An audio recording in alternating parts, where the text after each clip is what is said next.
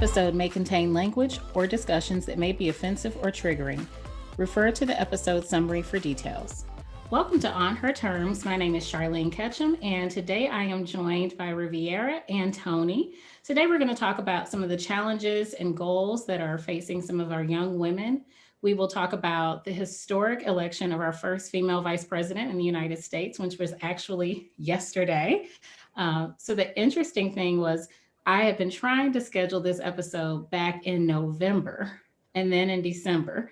And then we got postponed to recording it for January. And when we scheduled this, I didn't even think about the day that we were going to follow. And so it's as with many things, God had a plan and knew that it would be good for us to have this chat after this majorly historic event. Our conversation about the election of our first female vice president isn't going to focus on politics, but really what that means for these two young ladies in particular as young women and their goals and dreams that lie ahead. So first, I'd like to ask Riviera and Toni, introduce yourselves and share what you feel comfortable sharing with the audience about how old you are, if you're in school, if you work, what you do, just some basic information that you feel comfortable sharing. Okay, I'll go first. Hi, my name is Riviera. I'm 17. Right now, I am a dual enrollment student. So that means that I am a high school student as well as a college student. The program I got into is called ECA, which stands for Early College Academy. So I completed my freshman and sophomore years of high school and then went straight to college. I also participate in a club called Vogue at my high school, which is where we have shows during the school year for special events like Black History Month, whatever it may be. And then we always have one big show in the fall where it's sponsored. And that's a little about me. That is awesome. I didn't realize you were dual enrollment. That is so awesome. My goodness. Thank you for making time for this because you were busy. Yeah, Uh, yes, and Riviera, I think that's cool that you were dual enroll. When I attended school as well, we had dual enroll students as well, and I was like, oh my God, why didn't I take advantage of that when I was a student? But I think that's awesome because you will be graduating with your high school diploma and your associate's degree, right? Yeah, that's Mhm. awesome. Okay, Thank so you. I'm Tony. And I'm currently a student pursuing my bachelor's in social work right now. I also plan on obtaining my master's in social work. I am 27 years old and I love to volunteer at school. I've served on student government association boards at school. I was a part of all clubs and organizations. So I'm all about advocacy and representation. wonderful. So both of you are super involved and like I guess we could call both of you high achievers. Extreme high achievers. How did you get involved in all those activities? Were those some things that your advisors, that your school counselors kind of pointed out for you, or you just kind of gravitated towards them? Actually, it was my school counselor. I went to her a lot for guidance in high school, and that's when she introduced me to the ECA program. And since then, it's kind of been like a goal for me. And then I had got in for my junior year, and I've just taken advantage of it since then. Yeah. Yeah. And for me, it's kind of, I was nearing towards the end of my associate's degree and wanted to get involved in college and make a difference. And I learned about the opportunities that we had at the college. First, I started off by joining like the Human Services Club. And then an advisor approached me and said, hey, maybe you should run for student government. Ran for student government and took off. And, you know, I was a representative at large, also served as the secretary, which wasn't my strength, vice president and president. So yeah, you know, once you get into it, like Rivera said, you just take off and want to just stay involved. And now it's a expectation that I have of myself to just stay involved. That's awesome. And it's interesting that you say that that wasn't one of your strengths to be the secretary, but you pushed forward and you did that anyway. So that's, I mean, that's really inspiring and pretty awesome. And that's really an indicator of things that you can do in your life because you're willing to step outside your comfort zone. Both of you are willing to step outside of those comfort zones. So what did you think about our historic event yesterday?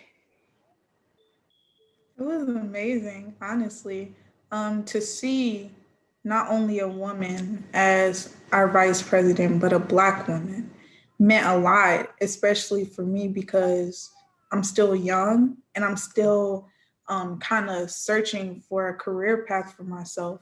And growing up, it was shown to me that I can do anything that I put in the work for, but it was also not hidden to me that it is more challenging for a woman of color to succeed in this country, in this world. So to see one do that as much as she did, it just showed to me, it proved to me that I can do anything that I put my mind to. Yes, just to piggyback off of Rivera, just again, just to see that is, I'm overwhelmed with joy and excitement, and the representation matters. Growing up, I never really saw people that look like me in positions that I admire to be. So just to see that we have a woman of color as vice president is great. It's truly inspiring. I'm looking forward to seeing my nieces grow up and see that they have someone that looks like them, so now they can grow up and inspire president. It's always interesting for me when I have conversations with people my age and older about, where this country is in terms of opportunities for women, particularly women of color and Black women. And I always hear that people in the younger generation, the millennials, people who are 18 and up to 25 in that range, really don't see those as barriers because in their world they've seen so many possibilities. But it sounds as though there is that recognition because both of you acknowledge that this is a huge historic thing and that it really inspired you in terms of thinking, okay, that ceiling has been shattered. So I can go all the way up here. There's no ceiling for me anymore. And so can you talk a little bit about what conversations do you have with your peers about any type of challenges or limits that you perceive as far as being a woman and jobs and you may not be necessarily thinking about those things or encountering those things, but do you have conversations with your friends about challenges or how to deal with situations, particularly as it relates to employment and career opportunities as women?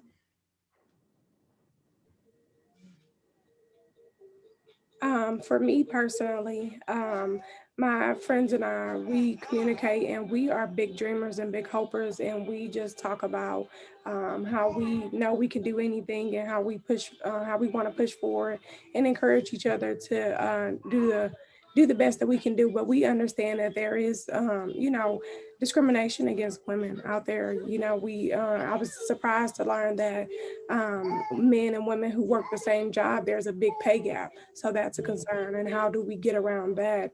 And why does things like that even exist? So that is conversations that we're having. It's just like, wow, I really can't believe that now that I'm getting closer to going into full-time employment. And if not employment, starting my own business and the barriers that we'll face there. Yeah. Absolutely. I think one of the coolest things, they have all these adjectives that they attach to each generation, and they say the millennials are the dreamers. That's one of the things that they always say, and that there's the sky is the limit for that generation. And I think that that's awesome because I'm technically part of Gen X, and you grew up hearing so much of what about barriers. I think we've talked about barriers a lot, and it's important to acknowledge what they are in order for you to knock them down. But then people can also be too preoccupied with them. They can talk about the barriers so much that people start to think, well, maybe I shouldn't even try this because I've got all of this, in front of me or blocking me.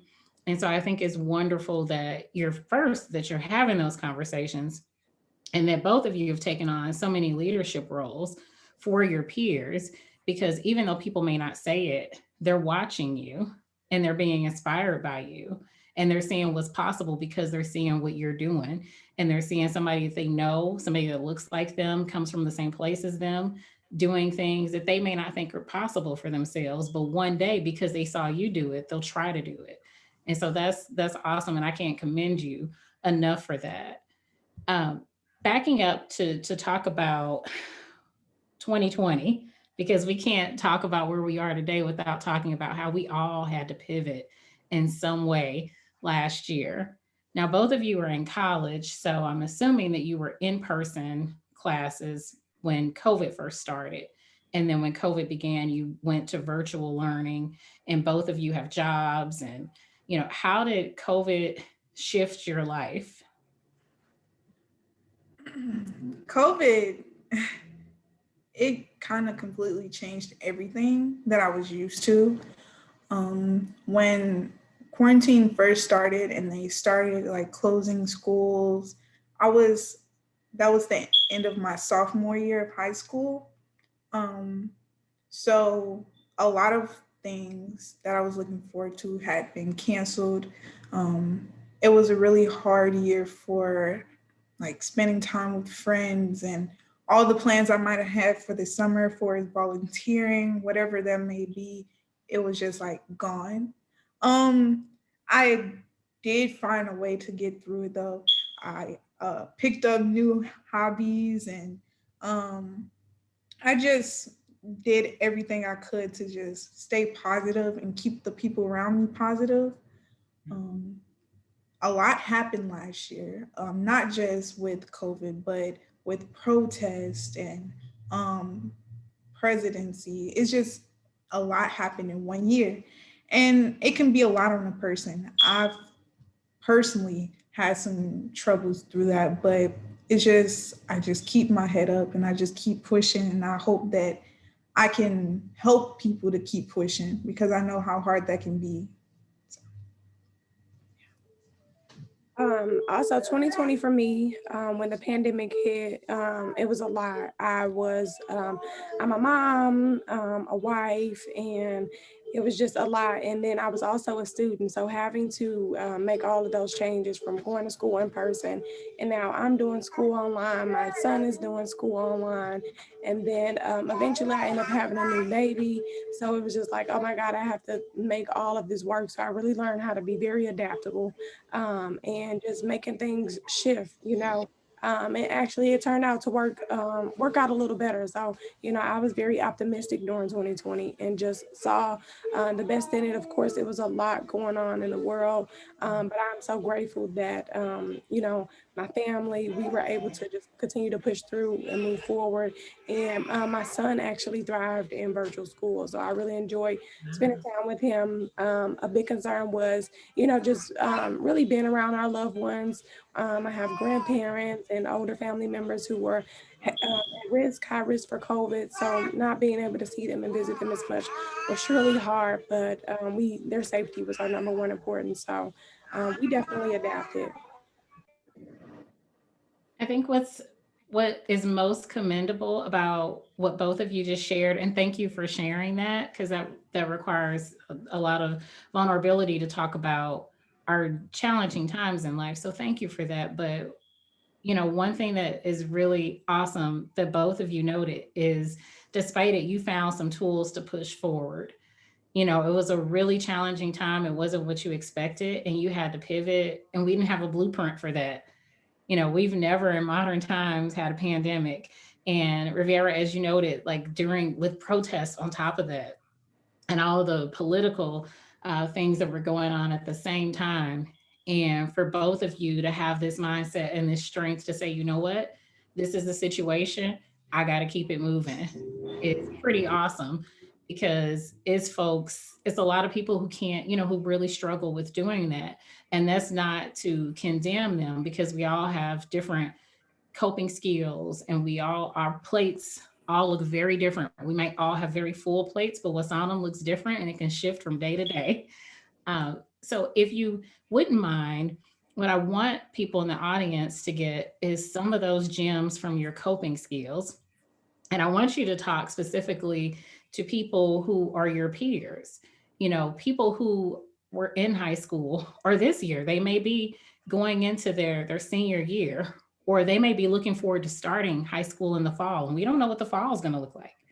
They may not get to have homecoming this fall and things like that. So, talking to those young people, your peers who are missing out on some of these milestone events that really are a big deal in terms of being able to look back and say, hey, I shared this experience with my friends.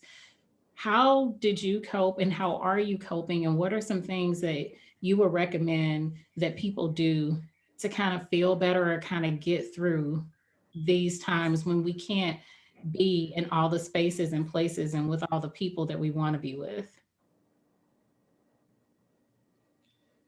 A big thing is learning about yourself.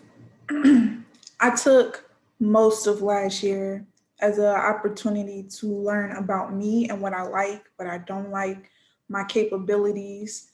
Um, I would say pick up hobbies, make time to keep in communication with those, even if it's not in person, just being able to text somebody every once in a while or FaceTime, it always helps.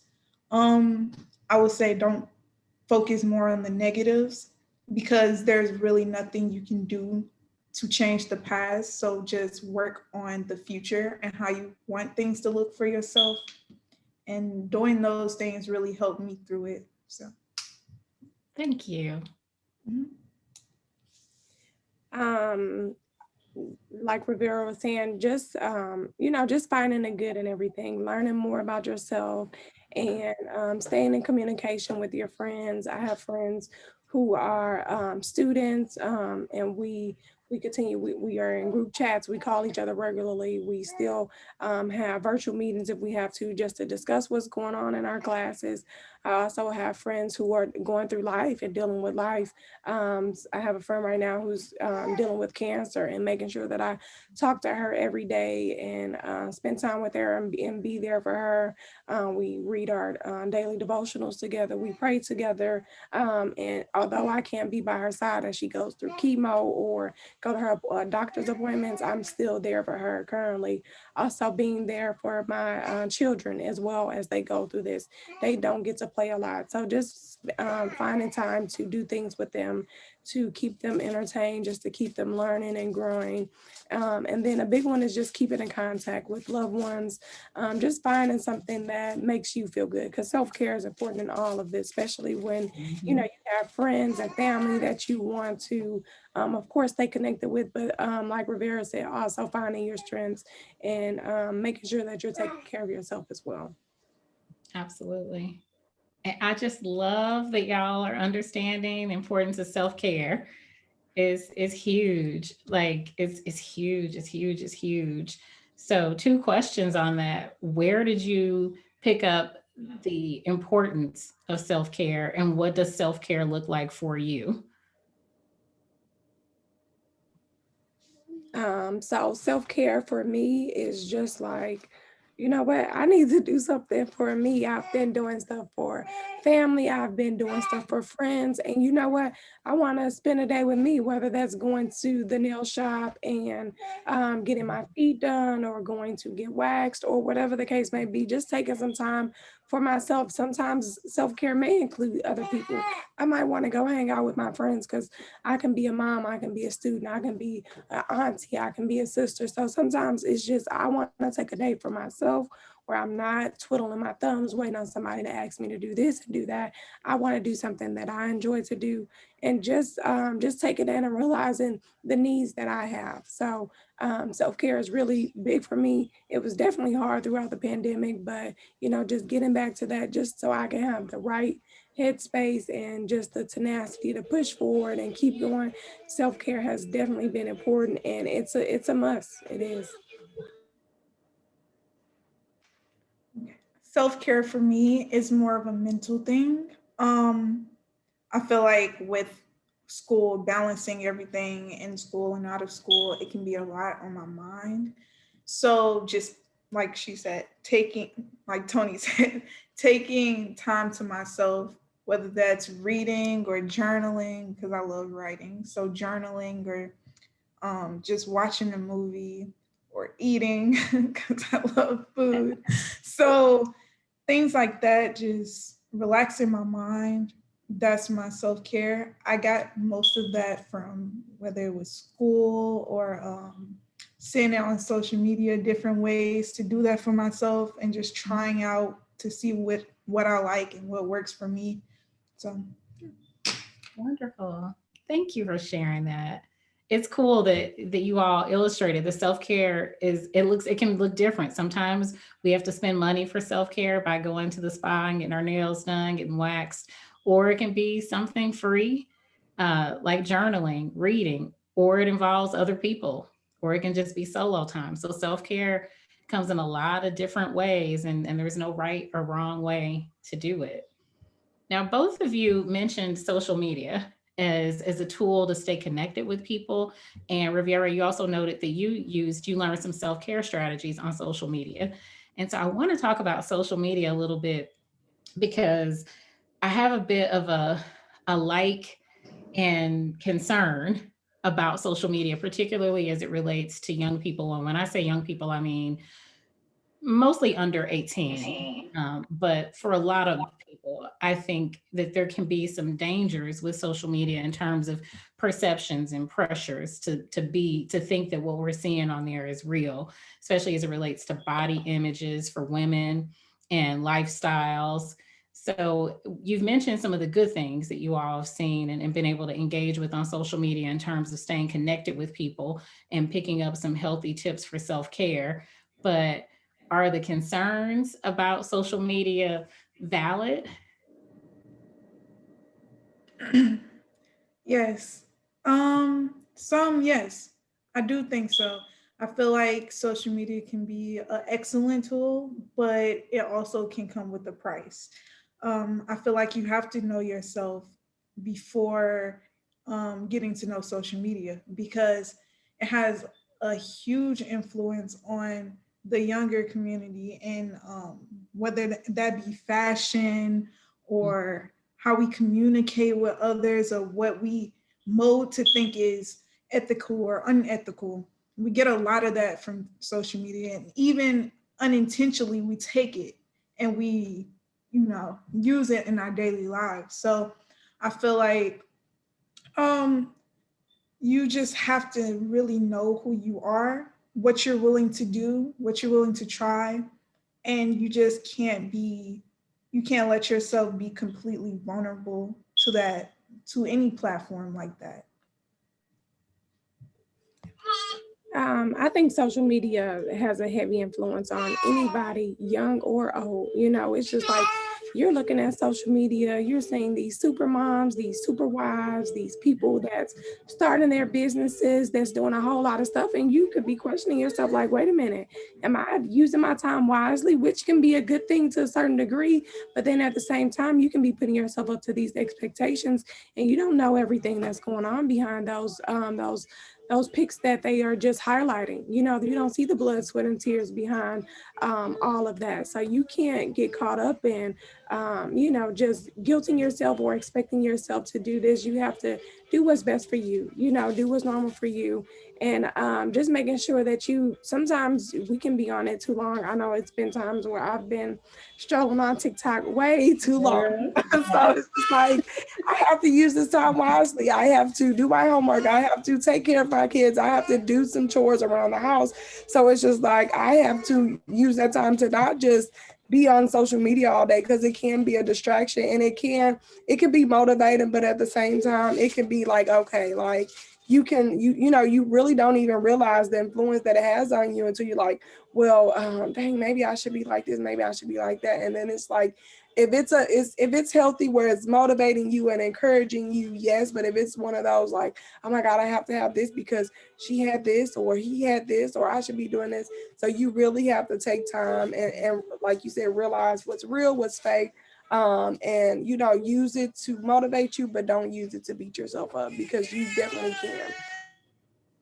yeah, and you kind of alluded to some tips on when people might need to step back from social media a little bit. And I appreciate that you noted that it can be a negative influence for anybody, both young and older people, because it's funny, I was talking to an older relative of mine, and she was talking about the social media stuff, and she didn't realize that you can that there's the apps where you can change your body shape and everything, and the filters. And I'm just learning about the filters and all that stuff too, because I'm pretty basic when it comes to those things. I don't have any of them on my phone. And so I don't know how to use them, but I know that they exist.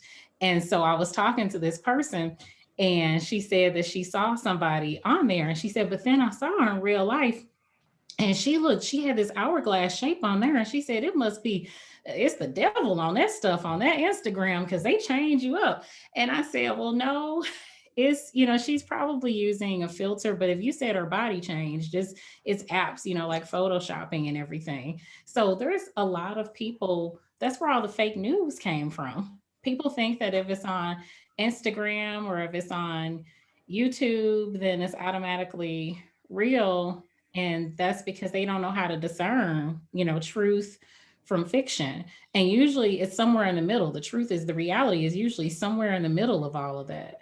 So, what are some tips that you would give to all people, not just young people, but all people, so that they will know, maybe I need to back off of social media? When should people know that this is starting to impact you in an unhealthy or negative way?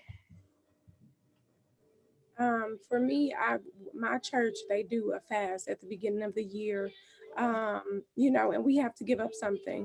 And over the years, I've learned that you can give up food, you can give Hmm. social media, you can give up something that takes you away from spending the time that you need to spend with God. So one of the things that I fasted this year was social media, again, because I spend a lot of time on social media.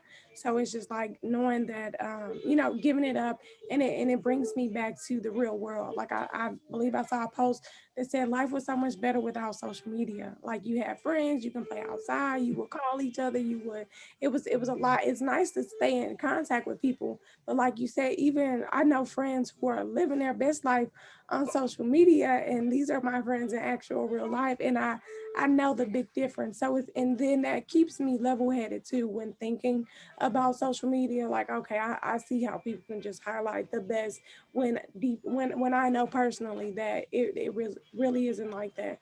So again, just taking that break from social media, fasting from it, whether it's they have these limits that you can set on there, like, okay, I don't want to spend more than an hour on it a day, or 4 hours, or however long, because you'll be surprised how much time you spend on social media. Yes. Yes, iPhones have it where you can see how much Mhm. time you've spent. And I go back and look at it like, oh my God, I've been spending that much time. So definitely going back and just setting those limits for yourself, and just, being realistic, and making sure that you aren't making your life those expectations that you see on social media.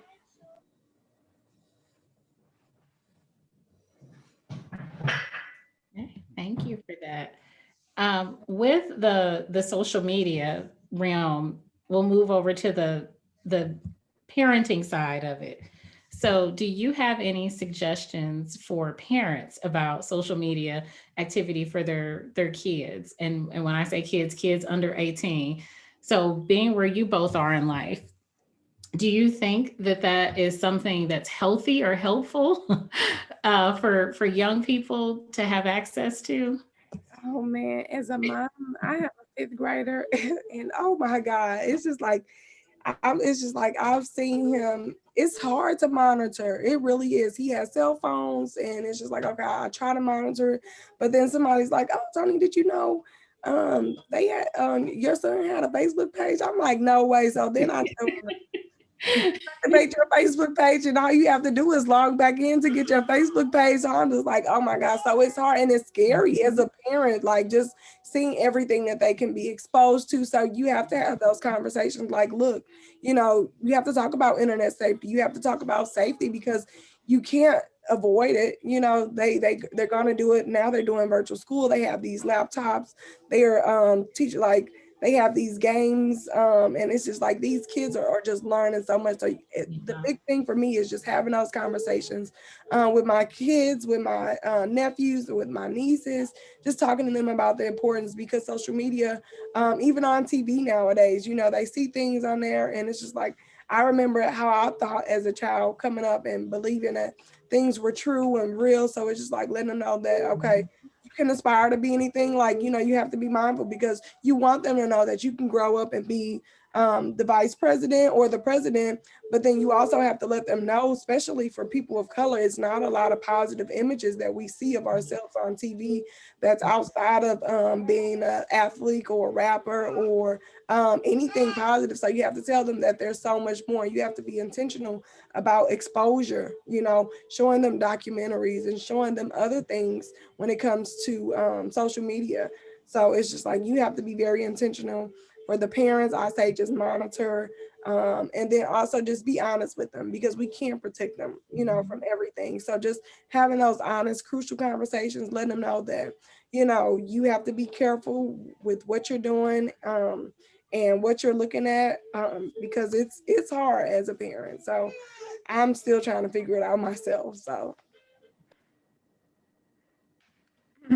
From a teenager's point of view, I actually wasn't exposed to social media until high school.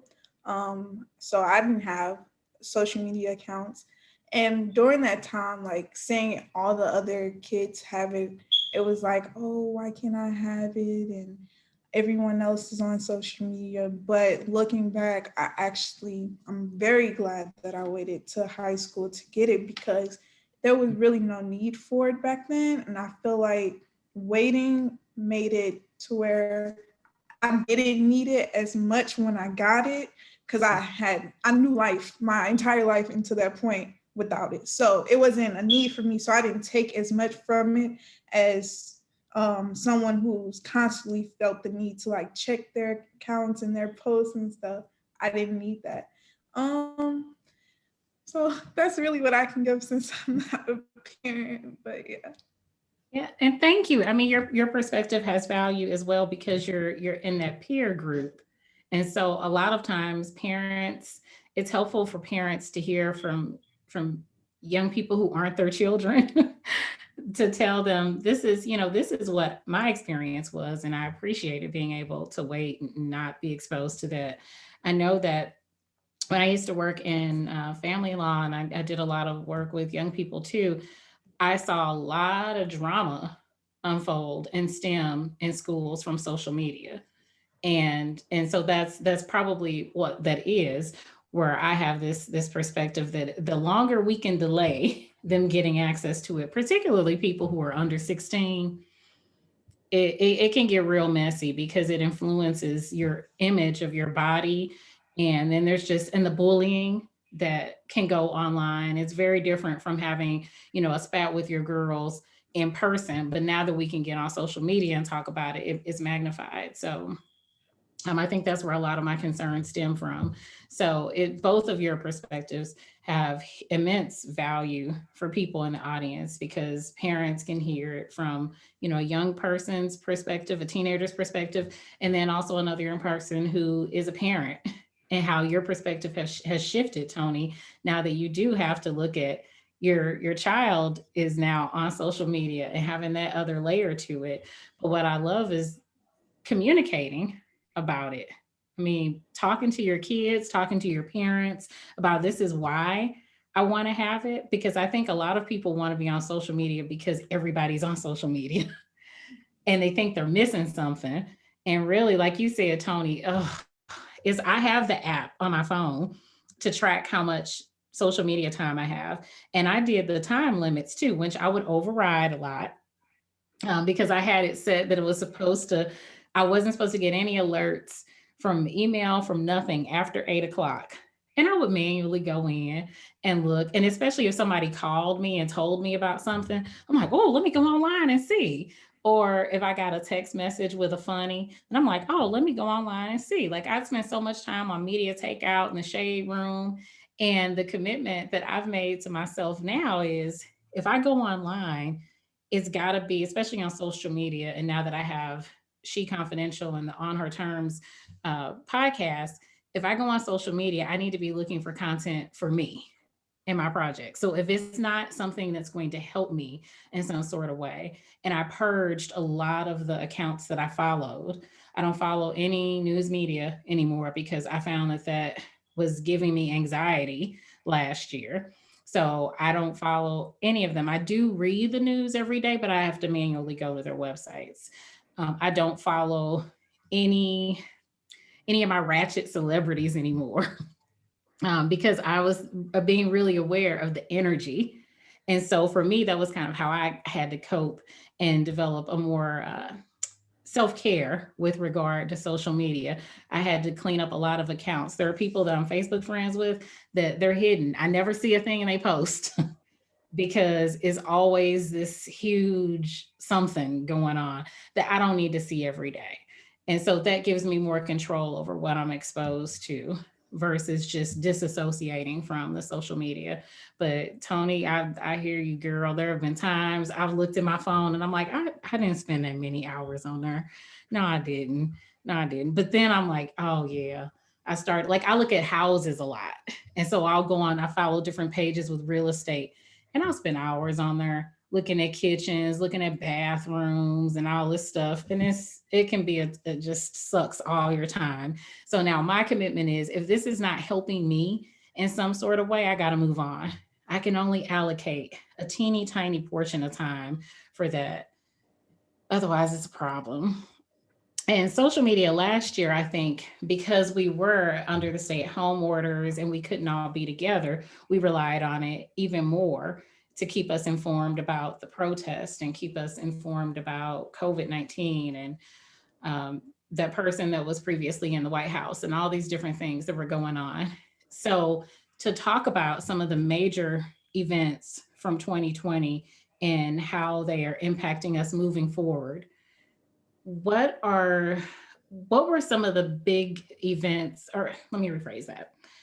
How did some of the big events of 2020 impact your future goals? Like, did you shift anything in terms of wanting to travel? Were you thinking of going away to school, or were you thinking of a certain career field?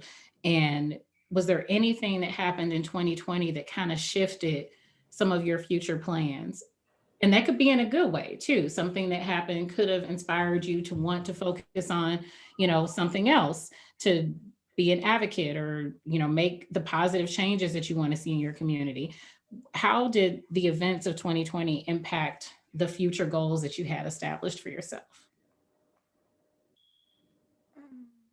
I would say that it made me want to work harder to be successful so that I can be able to really make change, especially in my environment and other people's environments. I feel like the protests and even the angry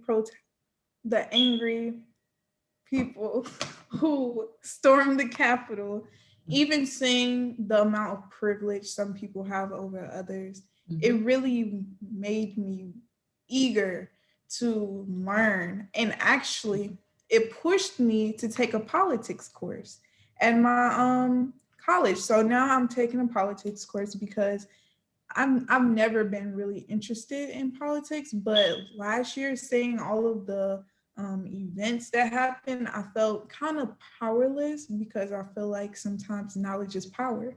So I really wanted to educate myself as much as possible so that I would have that power and that I could even educate others and just make a change. You know? I'm proud of you. Awesome. Thank That's you. awesome. That's awesome. Yes, and for 2020 for me, I'm in that age range where I know a lot of people, and a lot of my friends are in politics. My friend actually won her seat this year. She got elected to be state representative of the 77 district. So I'm super excited about that.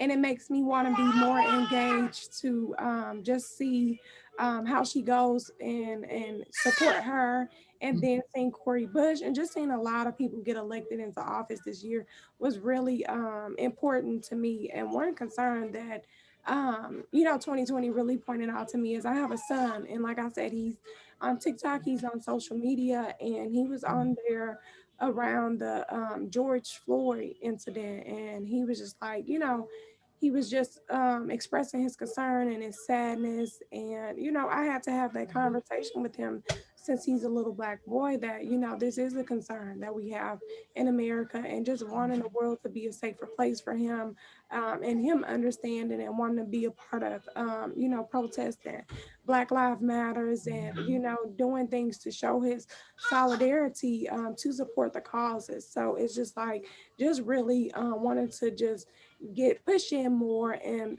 partner up with elected officials and making a difference, and realizing how crucial my work is going into school to be a social worker, and how important it is, and how to just keep people on the right path, and helping people help themselves, and just shifting people's mindsets. So it's just really making me more intentional about my networks and my friends and my colleagues on how we can make a change and a difference in society, because I do want the world to be a great place for my children to grow up. You are awesome. Both of y'all are so awesome. We are seeing the numbers. It's undeniable that the change that's happening in this country right now is because of you all and your peers. Is not the baby boomers, is not even my peers so much. It's y'all, because it's what is wonderful is that you see these potential the opposition as an opportunity. And it's all about how we flip things. We can tell our minds anything. And I think for so long, people have seen doors shut and they've gotten tired. Our people, Black people, have gotten tired because it's not that people haven't been working hard and that people haven't paved the way, because they have, with blood, sweat, and tears and everything else, and prayers. But to still be fighting the same fight for so long has worn a lot of people down. And it's just amazing to see the resilience in the younger generation, because it's like, no, okay, they telling us we can't do this, well, we gonna go around and we gonna do it this way. And y'all mobilize and you use social media as your weapon. You're taking their weapons and you're using it for the greater good, to your advantage. And that's so powerful. That is so awesome. And I just can't say enough how proud I am of you all to see you do that, and how that inspires me to try to, push forward and be authentic in terms of what my gifts are, so that I can provide a platform for other people who can speak to other people who won't hear me. So it's awesome. And I just, y'all are awesome. In terms of moving forward, if you had a magic wand, what would you take your wand and wave across the world to make your life be the way that you want it to be? So, what do you envision for your future self? And what is it that you would, if you had this magic wand, what would you need in order to make that vision that you have for your future self a reality? For me, it would be some unity amongst each other. I know it's a lot of division. That's their goal, divide and conquer. I just would want to see some unity amongst religious groups, along race, along just unity amongst ourselves, and equity as well. Everybody having an equal opportunity is very important. Giving them the same a good start. Having the same access to education, or to resources, or to whatever they need to be successful. Equity is really important to me, and I would really like to see it. And if I had a magic wand, that's what it would be: some equity and some unity, so we can partner up and so we can grow and make this world a better place. I I was a little prepared for this question. I came up with kind of a short list. Um, Wonderful. so, if I had a magic wand and I could make some changes in this world, I would make it to where no woman would have to fear walking the streets during any time of the day, bullying would no longer happen. Racial inequality would vanish. The USA would actually be a democratic republic. Um, Everyone would have to pay little to nothing for healthcare. Um, Everyone would have an affordable home, so no one would be homeless. No government would have too much power, authority, or control over their citizens. Um, Feminine products would cost very little to nothing. Um, and um, it would just be equal, like Tony said, for everyone. I just feel like that's a big problem in this world. People get power and they really don't use it for the right things. A lot of people want change, but really don't know how to make that happen. So that's another thing. I feel like if I had this magic wand, everyone would be provided with whatever they need to make these changes a reality for everyone. Thank you for that. Mm-hmm. That was great, Rivera. Yeah, that was awesome. Yeah, hopefully people listening or watching will hear your list and they will go to Google and find some credible resources, because a lot of people are unaware, of those issues. It was maybe a few years ago that I realized, that it's ridiculous that there is a tax even in this country on feminine products. And how, like, why are we paying a special tax for feminine products? It's crazy, or even just looking at what women in some other countries face, the access to it. Being an American, we are so isolated and so ignorant to what's happening to other people in the world. And just in the things that you listed are really compelling, not just because it would just be a beautiful thing if we could make those things come to fruition, but also it's just really compelling in that your list provides a roadmap for people to get more educated and more empowered so that they can actually make this world a better place. And it just takes one thing. People get overwhelmed a lot of times, I think, because they think, oh, there's so much that's messed up. Where do I start? And Tony being a social worker, kudos to you. We need more social workers. Y'all make the world, social workers and teachers, like, seriously, like, are healing people every day. And all of our therapists and counselors out there, you're doing God's work. So kudos to you for aspiring to do that. And Riviera, I see a future leader in you, because you had your whole campaign platform right there. I'm like, she prepared and she itemized it. I'm like, you go, girl. So Thank Forward you. to that's see where you awesome. go, Rivera. I really am. I'm looking forward to see. I know you're gonna go far in life to many great places, and you just keep that spark that you have. You're gonna do great. You are gonna do great in life, and I look forward to seeing this. It's like I know her. Look at her. I know. Thank you. You too. I'm like, wow, like we had her here first. Uh, is there anything that you would like to share that I did not ask? um, One of the questions that I kind of prepared for was, what do you need others to do to make this a reality?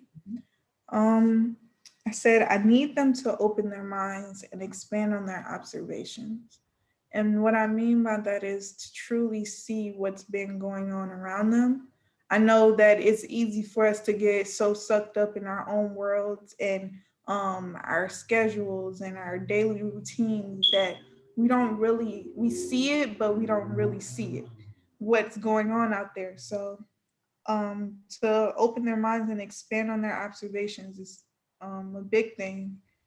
Um, and I would also love for them to at least attempt to put in the work to change our environments. Not saying that no one does that. It can be very challenging, especially with not everyone having the same amount of resources, backgrounds. brought ups. So yes, those are things. Thank you. Mm. And I would just like to say that, oh, excuse me, that life is not a race, it's a marathon, and you cannot continue to compare yourself to others, the unhealthy comparison, just make sure that you do things on your time. Don't beat yourself up, whether you feel like, you know what, I want to go back to school, whether you're 20, 30, 40, go back, do whatever you want to do, dream big, you can do it, and never talk yourself out of a good choice or a good decision. Go for it. Absolutely. That's what it's about. Learning to do this life on our own terms. So that is, thank you, ladies, so much for your time and just for being vulnerable, being on this platform. Have either of you done a recorded show like this before? No. My Well, first kudos to time. you. Thank you for having us. Thank Thank you. you. Thank you. You both have inspired me seriously, and I have so much respect for both of you, and I'm just really excited to see you in your journeys. So thank you, it's Riviera and Toni. My name is Charlene Ketchum. This is On Her Terms. Thank you, and until next time.